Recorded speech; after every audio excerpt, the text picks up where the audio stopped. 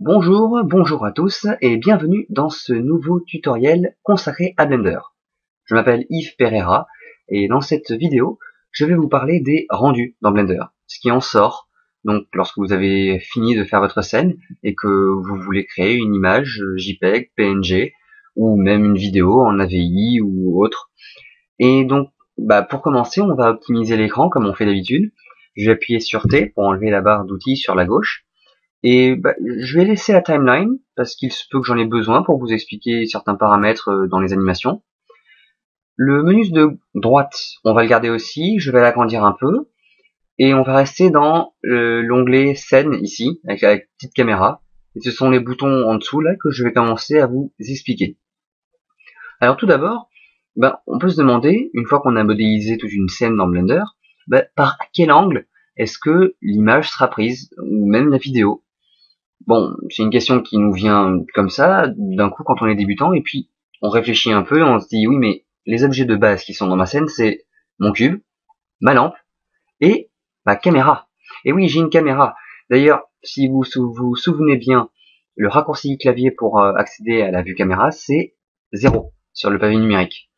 Quand on clique sur 0, on va avoir ce cadre qui apparaît, et bon, la caméra est sélectionnée, donc c'est en orange, mais si je sélectionne mon cube, voilà, c'est juste des pointillés noirs.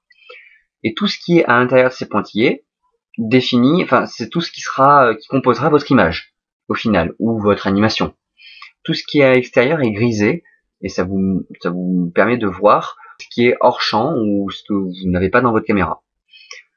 Voilà, donc maintenant vous vous mettez en vue caméra avec la touche 0, et vous voyez qu'est-ce qui sera dans votre rendu.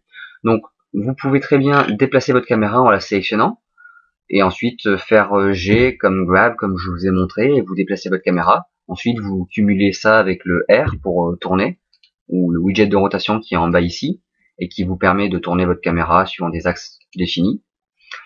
Quand vous êtes en vue caméra, vous pouvez aussi faire G et vous déplacer suivant des axes que vous définissez en appuyant par exemple sur Y, et donc là je me déplace suivant l'axe des Y.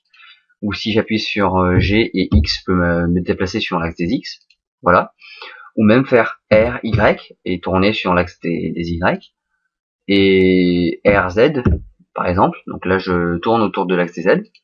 Ou alors vous pouvez faire un double R, et vous êtes en rotation libre en quelque sorte, je sais pas, c'est un truc un peu bizarre, il y a un algorithme spécial derrière, et vous tournez votre caméra un peu de manière aléatoire, enfin pas vraiment aléatoire, mais bon, c'est bizarre. Donc, ensuite, vous avez une autre méthode aussi pour vous déplacer avec la caméra, qui a été introduite dans la nouvelle version de Blender, là, depuis, je pense que c'est la 2.5. En fait, vous cliquez sur N, vous avez le menu des propriétés qui est sur la droite ici, et dans cette barre, là, dans ce menu sur la droite ici, vous avez un onglet, ici, une boîte à encocher, et qui a marqué Lock Camera to View. Si vous encochez cette boîte, tant que cette boîte sera encochée, vous pourrez vous déplacer dans la scène 3D en vue caméra, comme vous le feriez normalement avec votre molette en sortant de la vue caméra. Donc là, je peux très facilement me déplacer juste en cliquant sur ma molette et en me déplaçant dans la scène 3D. Et ça me permet de me repérer de la même manière que je le ferais si j'étais en vue de face, par exemple. Donc là, je suis plus du tout en vue caméra. Je vais me mettre en vue orthographique avec 5. Et là, voilà, je me déplace dans la scène 3D comme je veux. Si je passe en vue caméra avec la touche 0, vu que la caméra est locked to view, comme j'ai fait dans le menu N, là ici, je me déplace de la même manière. Je peux zoomer, dézoomer et tout ça, sans que ça me change, que ça me mette en dehors de la caméra. Alors que si je déplace ça, si je fais molette et que je me déplace, je change automatiquement, je sors de la vue caméra. Et voilà. Donc, tout ça c'est bien beau, mais pour l'instant on ne sait pas encore faire de rendu. Donc j'enlève le menu N ici, et on va commencer par voir les boutons qui sont là-dessus. Premier bouton, image, ici, image. Quand on clique dessus, on va voir exactement ce qu'on voyait quand on était en vue de caméra, mais en image comme si c'était le rendu JPEG ou PNG que vous feriez sur votre ordinateur. Vous savez exactement qu'est-ce qui sera calculé, parce que il faut bien comprendre que lorsque vous travaillez dans Blender, bon, vous avez un système d'ombrage pour essayer de vous repérer dans l'espace 3D, mais ce ne sont pas les vraies ombres. Vous vous rendez bien compte qu'ici, il ne peut pas y avoir une ombre alors que la lampe est devant. Donc, lorsque vous travaillez dans votre scène 3D, aucune des textures, des couleurs, des matériaux voilà, que vous avez appliqués à votre objet, aucun des ombrages et de la transparence comme ça n'est visible. Tout ça, c'est calculé derrière quand on fait un rendu, et ça permet à Blender d'être beaucoup plus rapide, parce que vous pouvez travailler sans avoir besoin de voir toutes les couleurs, les textures, tout ce que vous avez appliqué à votre objet dans la scène 3D, juste avoir une idée des formes, de où est-ce que vous positionnez tel ou tel objet, et lorsque vous faites un rendu, c'est là que vous voyez si la texture que vous avez mise correspond. Enfin, c'est tout un autre travail que de travailler sur les rendus derrière. Mais quand vous faites de la modélisation, peu vous importe la couleur que va avoir tel ou tel objet. Donc voilà, pour l'instant, lorsque vous voyez dans votre scène 3D, c'est un mode dans Blender, c'est un mode en solide. Vous pouvez aussi aller en mode texture et là vous pourrez voir des textures et ça peut aider dans certaines situations. Mais en général, vous vous mettez en vue solide, voire même en vue wireframe, donc fil de fer, ce qui vous permet de travailler beaucoup plus facilement parce que vous voyez des formes, la forme de ce que prend votre objet. Et Blender, lui, n'a pas besoin de calculer plein de paramètres derrière, ce qui le ralentirait. Donc voilà, donc quand vous faites Image en haut ici, ou que vous appuyez sur F12, ce qui est le raccourci pour ce bouton-là, vous avez une prévisualisation de votre rendu 3D avec tous les calculs qui sont faits derrière. Donc là, vous avez bien votre lampe qui est normalement là-haut et qui dispense des ombres ici. Bon, comme il n'y a pas de sol, il y a juste un cube qui flotte en l'air, et ben on voit pas vraiment d'ombre qui apparaît sur un sol, mais on voit que la face ici est à l'ombre. Et d'ailleurs, tiens, je vais faire échappe pour quitter la prévisualisation, et puis je vais me mettre en vue dessus, et je vais déplacer un tout petit peu la lampe avec G, juste la mettre donc, par rapport à la caméra qui regarde dans cette direction, que quand je fasse F12, voilà, ce soit plus clair. C'est juste l'histoire que moi, enfin je sais pas, j'aime bien. Donc je me mets comme ça, je fais échappe, et donc ça c'était pour le bouton image. Ensuite, juste à côté, vous avez le bouton animation. Celui-là, enfin, c'est la même chose que le bouton image. Il va vous lancer vos rendus. Sauf que, en fait, il va juste faire le bouton image et il va le répéter autant de fois que vous avez d'images qui constituent votre vidéo. Vu qu'une vidéo, ce n'est qu'une succession d'images qui défilent très vite devant vos yeux et qui vous donne l'impression que ce que vous voyez bouge, est animé. On va passer sur tous ces paramètres un peu plus tard dans Blender, là en bas, là. Et donc, voilà, tout ce que vous avez besoin de retenir pour l'instant, c'est que une animation, c'est une succession d'images. Et donc, quand vous cliquez sur animation, Blender répète autant de fois qu'il y a d'images dans votre animation, le bouton image ici. Et il fait des rendus pour autant d'images qu'il y a dans votre animation. Donc voilà. En dessous de Render, ici, vous avez un onglet qu'on peut décocher, voilà, ici, qui est Layers. Et ben cet onglet fait partie des choses que je ne vais pas vraiment vous détailler dans ce tutoriel. Déjà parce que je ne suis pas Dieu et que je ne connais pas tout. Et deuxièmement parce que, alors, plus particulièrement pour cet onglet, ça vous permet d'utiliser les calques. Layers, ce sont les calques. Et ça, on le voit beaucoup plus quand on fait du post-processing, donc quand on va faire des retouches d'images une fois que le rendu est fait et qu'on veut rajouter certaines retouches qui pourraient être compliquées, complexes à créer sous Blender en modélisant des choses, mais qui sont facilement retouchables derrière. Bon, il y en a qui utilisent des logiciels comme GIMP ou Photoshop qui sont entièrement spécialisés dans ces retouches d'images. Blender a sa partie de retouche d'image qui est intégrée à l'intérieur du logiciel.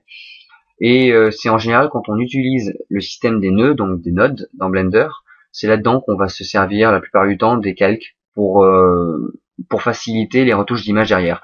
Et on n'en est vraiment pas là encore, donc je vais pas vraiment vous détailler tout ça. Et voilà, et en plus je connais pas tous les boutons qui sont là-dedans, donc je préfère pas vous dire de bêtises. Donc je réencoche ça. Je vais passer à la dimension qui est en dessous. Alors dimension, vous avez d'abord un menu déroulant qui est ici, dont je vais vous parler dans un instant. Tout d'abord, je vais vous parler de tous les paramètres qui sont en dessous. Ici, vous avez plein de paramètres que vous pouvez trafiquer et qui ensuite ont été... en fait, c'est ça. Ce menu déroulant rassemble différentes combinaisons des paramètres qui sont en dessous. Et en fait, là, les paramètres en dessous, ils sont là pour que vous puissiez les personnaliser à votre guise. Mais si vous voulez, vous avez des paramètres qui ont été prédéfinis là-haut. Commençons par regarder donc la résolution qui est ici. Vous avez 3 boutons qui sont là. D'abord, ça vous dit qu'en X, vous avez 1280 pixels, ce sont des pixels, et en Y, 1080 pixels. Alors, bon, ça paraît logique, mais je le dis quand même. X et Y ici, ce ne sont pas les axes X et Y qui sont dans la scène 3D, ce sont les X et Y de votre caméra. Donc, la largeur et la hauteur de votre rendu en caméra. Bien sûr, mon écran n'est pas gigantesque, et de là à de là, il n'y a pas 1280 pixels sur mon écran. Pareil, en Y, 1080 ici, il n'y a pas 1080 de là à de là. J'ai dû changer quelque chose dans les paramètres ici, j'ai dû en prendre un autre. Normalement, je suis sur, je sais pas, les 720p, je sais pas, ou 1080, je sais pas exactement. Mais de base, j'ai dû cliquer tout à l'heure dans le truc, et en fait, vous n'avez pas 100% ici. Normalement, quand vous ouvrez Blender, vous avez du 50%. Ce qui fait que quand vous faites F12, vous n'avez pas non plus, dans votre rendu, 1920 pixels de là à de là, et ici à là, vous n'avez pas non plus 1080 pixels. Tout simplement parce que c'est coupé en deux. Ça fait 50% de rendu. Donc vous avez une échelle d'un demi. Après, vous pouvez faire... je sais plus si c'est pris en compte quand vous faites le vrai rendu au final que vous enregistrez sur votre PC, ou s'il faut le mettre à 100% quand vous voulez vraiment faire un rendu de très haute qualité et une très grande image. Mais je pense que... Non, je pense que c'est pas pris en compte. C'est juste quand vous faites une prévisualisation, vous aurez ça à 50%. Donc voilà. Je suis en train de me rendre compte que j'ai sauté un paramètre un peu plus haut. C'était le display qui est ici. C'est encore un menu déroulant. Et en fait, vous avez de base Image Editor qui est ici. Ça veut dire qu'on prend la scène 3D et on fait notre rendu dans la scène 3D.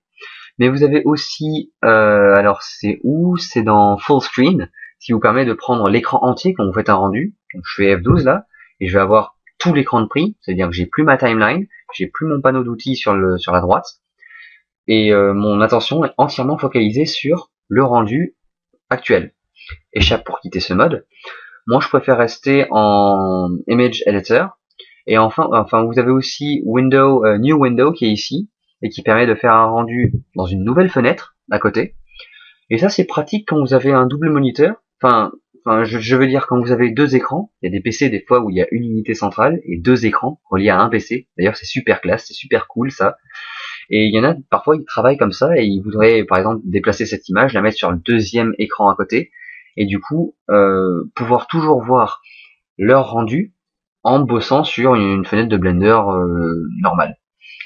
Donc voilà, mais juste, à part pour ce cas précis, quand on a un deuxième écran à côté, je conseille pas de faire un autre écran par-dessus comme ça, parce que ça va à l'encontre de la politique de Blender, politique dite non bloquante. En fait, depuis que je fais mes tutos, que vous suivez les tutos que j'ai fait sous YouTube, vous avez dû vous rendre compte que jamais, à aucun moment, on a eu de fenêtre qui est venue comme ça superposer le travail qu'on est en train de faire sous Blender. Blender s'est arrangé pour que tous les panneaux, tous les boutons, voilà, tout ce dont on a besoin soit accessible n'importe où, n'importe quand. Et on peut facilement travailler mince, j'ai fait un join. On peut facilement travailler l'apparence de Blender en faisant des split area comme je vous montrais tout à l'heure, pour que je change par exemple ce menu là en, je sais pas moi, mais vous connaissez pas encore tous ces panneaux là, mais en point info. Alors info, je sais pas ce que c'est info. Ah oui, ça c'est pour faire des scripts derrière, c'est pour ça que je connais pas, je sais pas faire de script sous Blender. Mais voilà, vous pouvez modifier cette vue là. Ici, on va aller dans Graph Editor par exemple, donc quand on fait de l'animation derrière, c'est un panneau que je vous montrerai plus tard. Et là, si je veux resplitter ça en deux, je peux remettre ça, ce sera pas le point info, ça m'énerve ces barres menu déroulant qui font que là j'ai mis ça en quoi, en Python. Donc là aussi c'est pour faire du script, décidément je tombe là-dessus. Et je peux accéder à tout ça juste en séparant mes vues, sans pour autant qu'il y ait de nouvelles fenêtres qui viennent par-dessus ce qu'on est en train de faire derrière. Et donc c'est un choix qu'a fait Blender, hein. Il y a deux écoles comme ça qui se disputent. Quand je regarde GIMP par exemple, GIMP, quand on ouvre GIMP, on a de base trois fenêtres qui s'affichent à nous, qui s'ouvrent à nous. Et les deux méthodes se valent et se défendent, hein. Moi, s'il y a pas mal de tutoriels, enfin, pas de tutoriel, mais s'il y a pas mal de logiciels qui utilisent la méthode de GIMP, c'est parce qu'ils doivent avoir leur raison et parce que ça doit être tout à fait défendable. Mais dans Blender, la politique à employer, c'est une politique non bloquante, ce qui veut dire que chaque fois que vous avez une fenêtre qui s'ouvre par-dessus une autre, vous cachez des informations qui sont derrière. Et voilà, ça vous entraîne, ça vous oblige à devoir basculer d'une fenêtre à une autre, ou alors à devoir redimensionner vos fenêtres pour les organiser sur votre bureau. Et voilà, c'est le choix qui a été pris de ne pas faire ça. Après, il est tout à fait possible, pour ceux qui veulent vraiment... mince, voilà, c'est ça. Pour ceux qui veulent vraiment défier cette politique ou en faire qu'à leur guise, vous pouvez facilement, même pour les scènes comme ça, créer de nouvelles fenêtres. C'est possible. Pour ça, il suffit d'appuyer sur Shift et séparer. Alors, on peut séparer comme ça. Hein. On n'est pas obligé de faire un clic droit et Split Area comme je le fais. Moi, je préfère ça, mais vous pouvez aussi cliquer là-dessus, là sur les trois barres là, et puis déplacer. Et dans ce cas-là, vous créez de nouvelles fenêtres. Et ça peut aussi être dans ce sens-là. Et si vous appuyez sur Shift en même temps que vous faites ça, hop, vous créez votre fenêtre dans une nouvelle fenêtre. Donc voilà, ça c'était pour vous le montrer. Join area, non pas split area, je veux faire un join area, mais sauf que ça me fait chier en fait à chaque fois que ça... Et je me suis mis en full screen. Donc là je vais faire CTRL flèche du haut, normalement ça devrait l'enlever. Et désolé de perdre du temps à faire ça parce que c'est vraiment pas le but du tutoriel, mais voilà, je me suis un peu emmêlé, je suis reparti dans mon truc, dans mon trip. Mais voilà, j'espère que vous en avez compris, juste pour vous donner des informations là-dessus. Et donc je reste sur Dimensions, j'avance pas beaucoup pour l'instant, je suis resté sur résolution. Donc vous pouvez changer la valeur des pixels en X et en Y. D'ailleurs si vous le faites, vous voyez en temps réel la fenêtre à côté qui se déplace, qui bouge. Là je vais remettre sur du 1080p. Et à côté de ça vous avez Frame Range. Donc encore un set de plusieurs paramètres. Vous avez Start Frame. Donc frame c'est image en fait en anglais. Donc c'est l'image de départ, start, on commence ça c'est pour l'animation, la vidéo, donc on commence notre vidéo, notre animation à l'image 1. Ensuite vous avez end frame, donc l'image à laquelle l'animation va se terminer, 250. Ça veut dire qu'il y aura 250 images qui constitueront votre vidéo. Et ensuite vous avez frame step, ça veut dire que votre vidéo va aller de l'image 1 à 250 par pas de 1, par une image. Donc en fait, votre vidéo sera le plus fluide possible. À quoi ça sert de mettre frame step en dessous, de mettre des étapes? C'est que si vous augmentez ça à 2, voire 3, en fait, vous allez prendre, bon, imaginons que j'ai mis ça à 2, Blender va faire un rendu, donc va créer votre animation, en ne prenant qu'une image sur 2 de toutes celles qu'il a de l'animation que vous avez faite dans Blender. Donc en fait, vous allez avoir au final quelque chose qui ressemblera à ce qu'on appelle du stop motion. Je sais pas, quand vous prenez votre appareil photo, s'il y a l'option sur votre appareil photo, vous pouvez mettre l'appareil photo en mode rafale. Et dans ce cas-là, vous prenez une série d'images successives comme ça, mais c'est pas non plus une vidéo. Si votre appareil photo fait le mode rafale, je suppose qu'il peut faire le mode vidéo derrière. Donc, pour peu que votre appareil puisse faire une capture en mode rafale, vous allez ensuite avoir, si vous défilez toutes ces images rapidement, vous allez avoir une image par à-coup. Toutes les personnes que vous aurez prises dans votre rafale de vidéo vont se déplacer par à-coup. Et voilà, c'est un bon moyen de simuler ça avec le frame step qui est ici. Donc mettez ça à 1 si vous voulez une vidéo normale. Ensuite, vous avez le frame rate qui va en dessous. Et il y a marqué 24 FPS. Alors, j'arrête de suite tous ceux qui vont lever le doigt en disant « Moi je sais, FPS c'est First Person Shooter ». Non, non, non. J'ai eu ça quand j'ai présenté Blender dans mon école, où il y a tout le monde dans la classe qui a levé le doigt. Ah, First Person Shooter et tout ça. Non, non, non. FPS, c'est frames par seconde. Frame étant image, donc en anglais ça donne frame per second. En français on dit plutôt IPS, image par seconde. Donc voilà, en fait ça veut dire que en une seconde de vidéo, vous aurez 24 images qui vont défiler. Après vous avez un menu déroulant. Tiens, ça plante pas pour une fois. Menu déroulant qui fonctionne bien. Bon bah on va en profiter. Donc vous avez différentes images par seconde qui ont été rentrées à l'intérieur, qui ont été enregistrées. Et vous pouvez custom, c'est personnalisé. Vous pouvez faire votre propre choisir votre propre FPS pour votre vidéo. Mais en général, on laisse 24. Si c'est pas 24, c'est 25, parce que ça permet de facilement découper. Là, je vous ai dit, il y a 250 images dans notre animation. On découpe ça par tranche de 25. Là, c'est 24, hein, mais on découpe ça par tranche de 25 et ça nous donne environ 10 secondes dans une vidéo. Oui, c'est ce que Blender prend de base. Il a calculé que par défaut, une vidéo dans Blender devrait prendre 10 secondes. Mais rien ne vous empêche de recliquer là-dessus et de rentrer 1000 par exemple, ou 100. Enfin, là j'ai mis 100, mais tu peux mettre 100 ou 10 000. Hop. Et Blender le prend tout à fait en compte, sauf que ça va prendre longtemps à rendre. Donc je vais laisser ça sur le de base 250. Voilà, donc ça c'était les FPS. Alors ensuite, tout ce qu'il y a d'autre dans Dimension, ce sont par exemple des options que je ne connais pas et que je ne vais pas vous détailler. Donc on passe à l'anti-aliasing qui est en dessous. Et en fait, qu'est-ce que ça représente? Ce sont des algorithmes qui ont été rentrés dans Blender et qui permettent de limiter les pixelisations dans vos rendus. Donc si je fais un F12 ici, je suis resté dans le mode New Window apparemment, et je n'aime pas ça, donc je vais faire Image Editor, et je refais F12.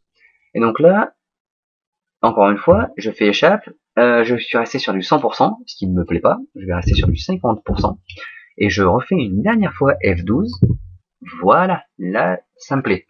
Je vais zoomer, et vous vous rendez bien compte que lorsqu'on zoome, alors oui, je viens de me déplacer, on peut zoomer avec la molette, hein, comme dans la scène 3D. Si on fait Shift molette, on se déplace dans le plan, comme d'habitude. Même en fait, si on fait molette tout court, en fait, ça nous déplace dans le plan, parce qu'on n'a pas à se déplacer dans la scène 3D. Et là, voilà, si on zoome, on peut voir qu'on a cet escalier là sur la ligne. Et ça, c'est tout simplement parce que les pixels sont carrés.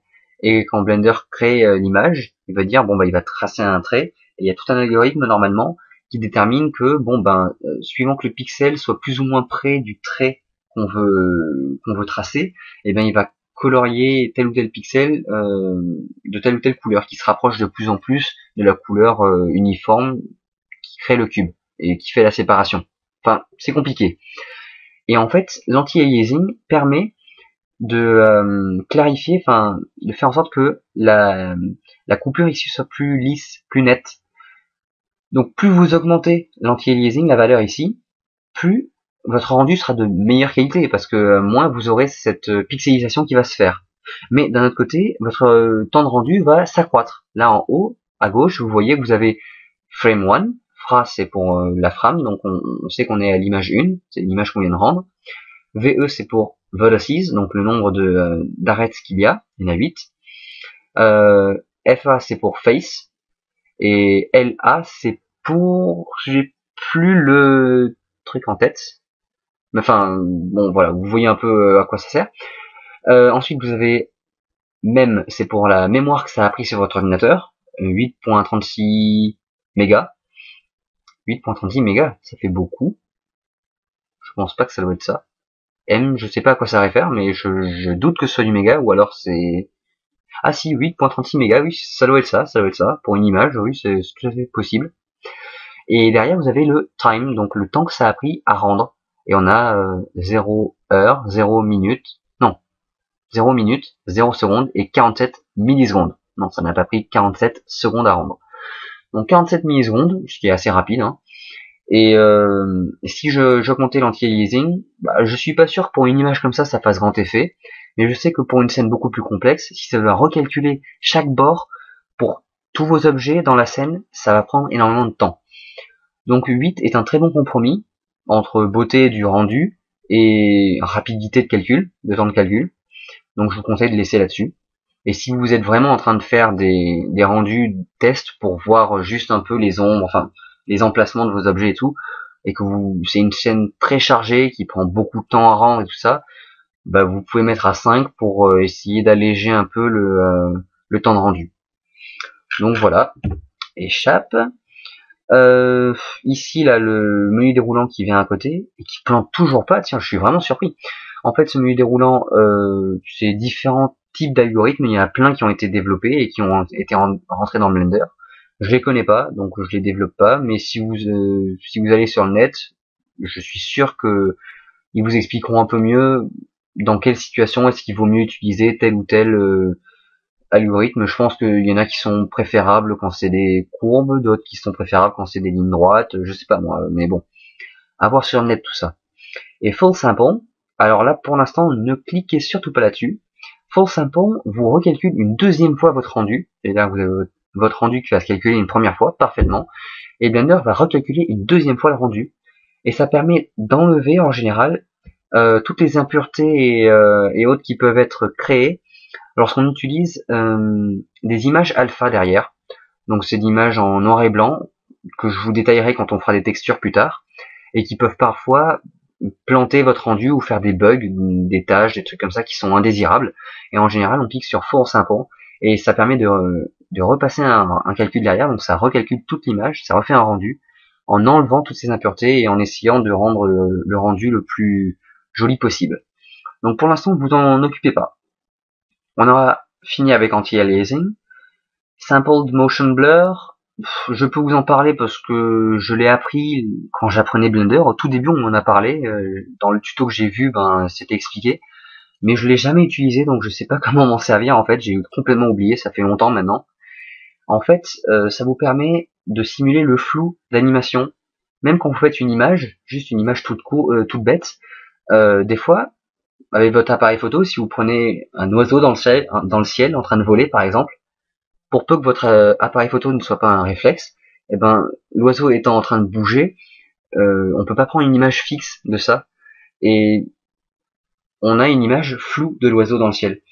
Et en fait, Blender permet de simuler cette flouarité, je sais pas, cette floutarité, enfin voilà, ce flou, voilà. Blender permet de simuler ce flou et pendant le déplacement, avec des paramètres qui peuvent être modifiables ici. Donc voilà, je passe là-dessus. Shading, en fait, là, ce sont tous les paramètres que Blender prend en compte quand il fait un rendu. Je me souviens aussi, les premières fois que j'utilisais Blender, on m'avait dit que, bah voilà, si je désencoche ça, Blender, il aura moins de trucs à calculer quand il fera son rendu, et du coup, le temps de rendu sera beaucoup plus rapide. Et donc, une fois que j'avais fait une scène bien complexe, avec beaucoup de trucs à l'intérieur, je m'étais dit, bon, bah, j'ai vraiment pas envie d'attendre 3 minutes que le rendu se fasse. Oui, parce qu'il y a des rendus qui peuvent prendre 3 minutes des fois. Et donc, bah, je vais désencocher Ray Tracing. À l'époque, je savais pas ce que c'était. Par exemple, et d'autres trucs encore. Et alors, oui, le temps de rendu a été simplifié et très allégé de beaucoup, mais le rendu derrière était complètement moche. J'ai eu un truc affreux. Donc depuis, en fait, dans ma tête, ça s'est imprimé comme ça. Je n'y touche plus, hein. Mes rendus sont plutôt beaux, hein, pourquoi pas. Et autant attendre pour avoir quelque chose de bien fait. Et là, je ne désencoche plus rien. Et donc du coup, je laisse ça par défaut. On passe après aux performances qui sont en dessous. Performances, je vais vous parler que des threads qui sont ici. C'est le seul truc que je saurais vous expliquer bien. À la limite, peut-être. Non, même pas ça. Je vais juste vous parler des threads qui sont ici. Alors, threads, je traduis ça par cœur, les cœurs des processeurs qu'on a aujourd'hui. Aujourd'hui, les PC sont de plus en plus performants et les processeurs ont de plus en plus de cœurs. On parle de PC à double cœur ou quad core ou à même 8 cœurs des fois. Et Blender peut détecter les cœurs de votre ordinateur. Et là, donc, il y a marqué Auto Detected, c'est celui qui est sélectionné. Et donc, Blender utilise par défaut tous les cœurs possibles sur votre ordinateur pour faire ses calculs. Ou alors, vous pouvez les fixer. Si vous faites Fixed à côté, vous cliquez sur Fixed, vous pouvez sélectionner le nombre de cœurs que vous voulez que Blender utilise. Alors, les cœurs, en général, c'est ce qui permet à votre PC d'être plus interactif avec vous. Donc, plus interactif. Ça vous permet de faire plusieurs choses en même temps sur votre PC. Donc vous pouvez très bien télécharger un film sur internet, légalement ou pas, c'est vous qui voyez. En même temps, regarder un animé de je sais pas quel manga sur VLC et télécharger même plusieurs trucs, pas seulement un film mais aussi un jeu vidéo et regarder votre Facebook. Et tout ça, vous le faites simultanément sur votre PC, sans que votre PC rame ou lag, parce qu'il a plusieurs cœurs. Et le fait d'avoir plusieurs cœurs, ça répartit les tâches. Et c'est comme si vous aviez plusieurs processeurs. Les cœurs simulent différents processeurs. Plus vous avez de cœurs, plus c'est comme si vous aviez plusieurs processeurs. et donc les tâches sont réparties suivant les processeurs et vous pouvez effectuer plusieurs tâches simultanément. Enfin, vous comprenez. Alors Blender ne va pas prendre tous vos cœurs, tous vos processeurs en même temps lorsque vous faites du travail dans Blender. Si vous êtes en train de travailler dans Blender, là je suis en train de modéliser quelque chose, je suis content. Blender n'utilise pas toutes les ressources de votre PC, donc tous vos processeurs, juste pour travailler dans Blender. Parce que c'est tout à fait possible que vous vouliez faire autre chose à côté. Je sais pas, ouvrir VLC et écouter de la musique pendant que vous travaillez, c'est concevable. Donc non, ce serait pas logique et pas sympa pour vous que Blender utilise tous vos cœurs pendant que vous travaillez. Par contre, quand vous faites un rendu, Blender estime, pour peu que votre rendu soit conséquent, soit lourd, Blender estime que il a tout à fait le droit d'utiliser toutes les ressources de votre PC pour que Blender ne crache pas quand il fasse votre rendu, et de 1, et de 2 pour que le rendu se fasse le plus rapidement possible. Donc vous faites quelque chose, vous voulez que ce soit rapidement fait pour qu'ensuite vous puissiez l'utiliser, le partager sur internet avec vos amis et ainsi de suite. Donc là, du coup, Blender va utiliser tous les processeurs de votre ordinateur. Et comme je vous ai dit tout à l'heure, je suis vite fait passé dessus. J'ai eu des rendus moi qui ont duré 3 minutes, voire une fois c'était un cas exceptionnel, une image qui a duré 8 minutes pour se rendre. 8 minutes pour une image. Imaginez juste une seconde que vous vouliez faire une vidéo de 10 secondes, juste 10 secondes, et que vous ayez 24 frames par seconde, donc 3 minutes par image, 24 images dans une seconde, 10 secondes dans votre vidéo, vous passez largement la nuit, voire même plus, une journée entière à faire votre rendu. Donc, en général, lorsqu'on fait des rendus longs comme ça, très, très longs, on lance ça toute la nuit. Donc on lance le rendu la nuit, on va dormir, et puis le lendemain c'est fait. Ou alors on attend un peu plus le lendemain. Ou alors, si c'est court, beaucoup plus court, je sais pas, vous pouvez aller vous faire un café ou lire un manga à côté, mais faire autre chose et laisser Blender calculer. Mais en général, pour les newbies, enfin les nouveaux là qui regardaient les tutos, quand on fait un rendu Blender ou je sais pas Maya ou autre chose, on ne reste pas planté devant son PC à regarder l'ordinateur calculer ce qu'on vient juste de lui demander de faire. On fait le rendu, et ensuite on vient derrière, on voit qu'est-ce qui va pas, on retravaille, et on refait un rendu, et on va faire autre chose derrière. Mais on reste pas planté devant son PC. Bon, je vous le dis juste comme ça. Donc ça c'était pour les performances. On va désencocher ça. Post-processing, je ne passe pas là-dessus, je passe aussi sur le stamp, et je vais directement voir le output. Output donc c'est ce qui va sortir de votre PC. En dessous, vous voyez déjà PNG, on va pouvoir modifier les paramètres, les formats de sortie de votre rendu. Mais avant ça, il y a un menu ici. Quand on clique dessus, on va dans le menu de fouille de votre PC. Donc c'est ici que, en général, quand vous enregistrez, quand vous ouvrez un fichier, ou même quand vous voulez enregistrer, donc là c'est le cas, vous allez dans cette zone de Blender. Et là où vous avez accès à votre PC en général. Donc si je dois vite fait vous introduire à cette interface, vous avez précédent, suivant, ça je pense c'est pour oui ça c'est pour changer, c'est parce que vous êtes dans un type. Alors je fais échappe, mince, c'est pas du tout ce que je voulais faire. Alors on va revenir sur properties qui sont ici. Donc je suis revenu là-dedans, ne vous inquiétez pas, il y a aucun souci. C'est en fait le petit bouton qui est ici vous permet en général de faire ce menu et de changer. Alors vous avez soit la vue 3D, soit la timeline, tout ça. Et par exemple, je veux changer cette vue 3D en timeline. Si je clique là, timeline, hop, je change ça en ça, vue 3D. Et quand je vais là-dedans, ça c'est le même bouton là-haut. Ensuite vous avez précédent, suivant. On revient en haut dans le dossier, on rafraîchit la page. Create New Directory, vous pouvez créer un nouveau dossier dans le dossier dans lequel vous vous situez. Et d'ailleurs, juste pour que vous sachiez, vous avez l'adresse en absolu qui est ici, file path, c'était marqué là, quand on laisse la souris longtemps sur un endroit, vous avez ce petit cadre noir qui vous donne certaines informations sur ce que ça fait ou ce que c'est en général, ce sur quoi vous laissez votre souris. Donc là, on sait que je suis dans mon C, /temp/ rien, enfin dans ça. En dessous, vous avez la deuxième ligne en dessous, c'est pour nommer votre fichier. Il y a marqué file name. Donc là, vous nommez le fichier et quand vous enregistrez votre fichier sur votre ordinateur, ça va vous mettre le nom qui sera affiché là. Et voilà, donc en dessous ici, vous avez la flèche avec les 2 points. Donc ceux qui font un peu de l'informatique, vous savez que les 2 points, c'est pour remonter dans un dossier précédent. Voilà, vous avez 2 points. Et là, je remonte à l'intérieur dans ce que j'étais. Moi, j'étais dans temp ici. Donc voilà, c'est ça que ça fait. Vous avez plein de fichiers et tout, et puis vous cliquez sur dessus, et hop, vous rentrez dans le dossier que vous voulez. À côté ici, vous avez tous les disques durs, donc les disques durs C et D.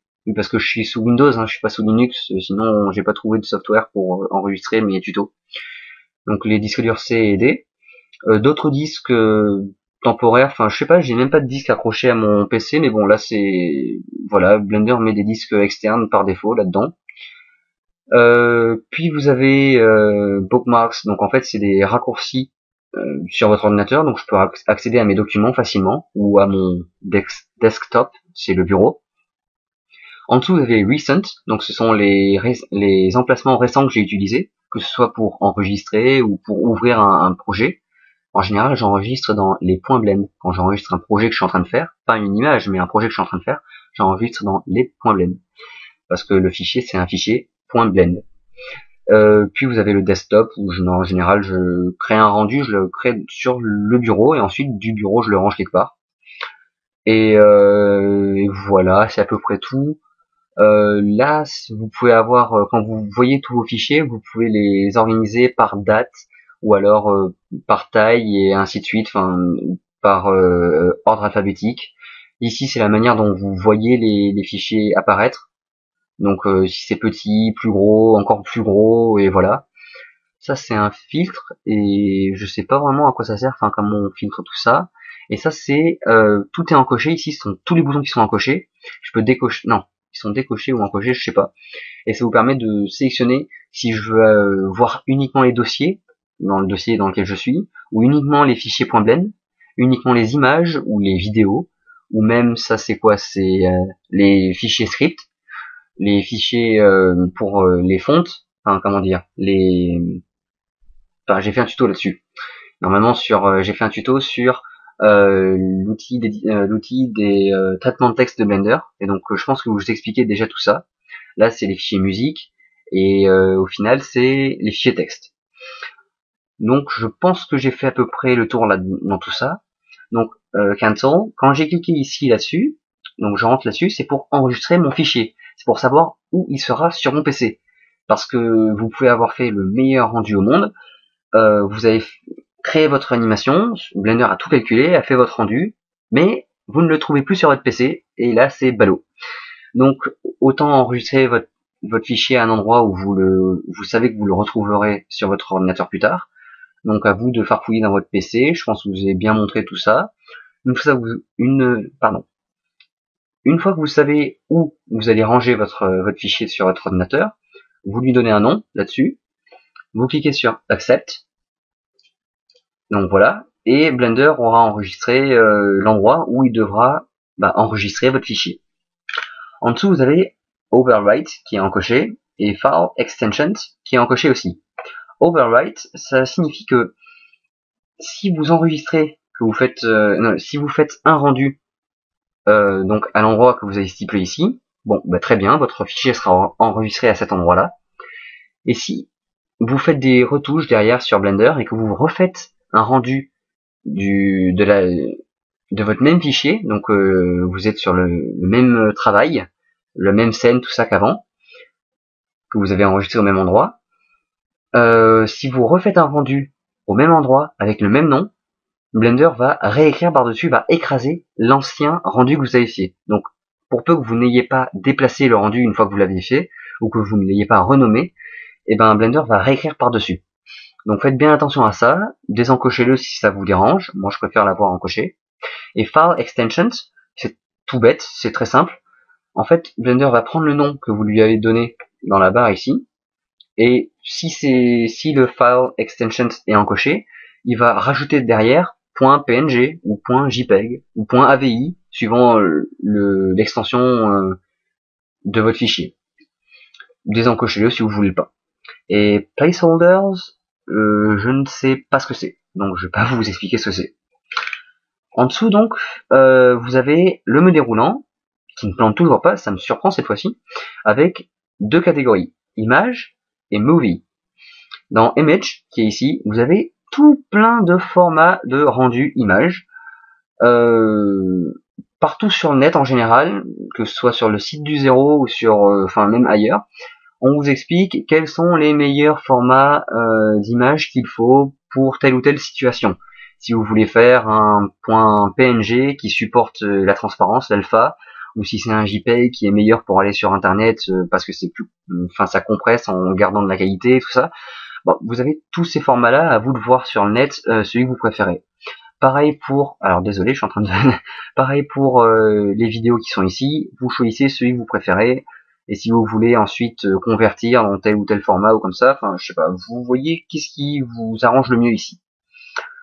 Donc une fois que vous avez sélectionné ça, ensuite pour plus ou moins tous les formats qui sont ici, je vais changer en PNG, ouais voilà, vous avez BW, RGB ou RGBA. RGBA vous l'aurez pas pour tous. Par exemple si je le mets sur JPEG, j'ai plus le RGBA. Par contre, si je me mets sur PNG, je l'ai, donc je vais rester en PNG, comme ça je peux vous expliquer les trois options. BW, c'est Black and White, donc noir et blanc. RGB, c'est Red, Green et Blue, donc rouge, vert et bleu. Ce sont les trois couleurs primaires, enfin quand on parle de lumière ou comme ça. Et RGBA, c'est pareil, Red, Green, Blue et Alpha, donc l'alpha, la transparence. Donc voilà, ça veut dire ce que ça veut dire, soit vous voulez une image en noir et blanc, soit en couleur qui prend en compte la transparence.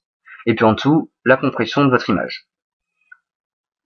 Voilà, je pense que j'ai fait le tour des paramètres de base, enfin, ceux qui vous permettront déjà de faire des rendus convenables. Et je vous dis à plus pour un nouveau tuto. Ciao!